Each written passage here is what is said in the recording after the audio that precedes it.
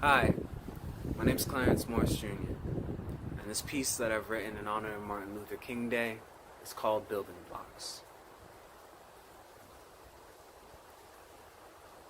At the corner of injustice and freedom, a drunk man sits with a bottle and a sign. People throw him change without reading it, but if you stop for a moment, you'd see the question he asks. Where is Lady Liberty? The times are changing. People are on their feet debating every moment, whether it's with their fingers or with their voices. The streets are divided once again. On the side of injustice stands a white man in a red hat, afraid of losing his place in the world. On the other hand stands a black woman who just wants to be heard. And the wild, wild world stares expectantly at the great experiment of racial harmony playing itself out. America the beautiful, America the brave. Give us a home for your tired and hungry while we hang our heads in shame. And the gap only widens between the rich and the poor, and suddenly a war that seemed distant is knocking at your door.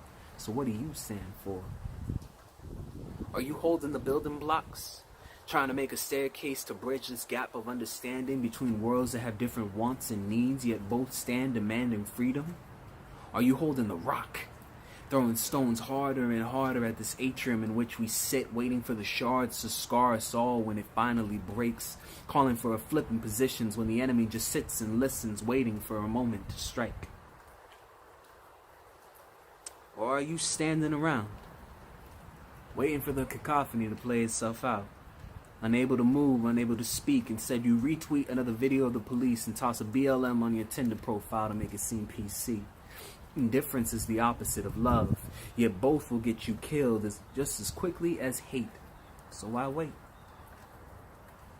Because at the corner of justice and bondage, another man sits holding a sign saying the end is near, and if nothing is done, I fear he may be right.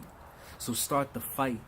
Pick up a microphone and scream to the highest echelons. Pick up a picket sign and start walking the streets, because this was never supposed to end in violence but peace. That's the beauty of the American dream.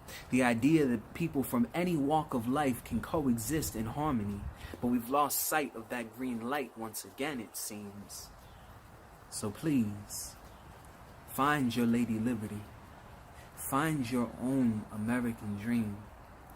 Because it was a black man who rose above it and told the world of his dream. And I live it every time I step onto a stage in front of white faces and white spaces, knowing it wasn't too long ago I would get thrown out the door. So on Martin, I raise my fist high and keep my eyes on the prize. He said, build, baby, build.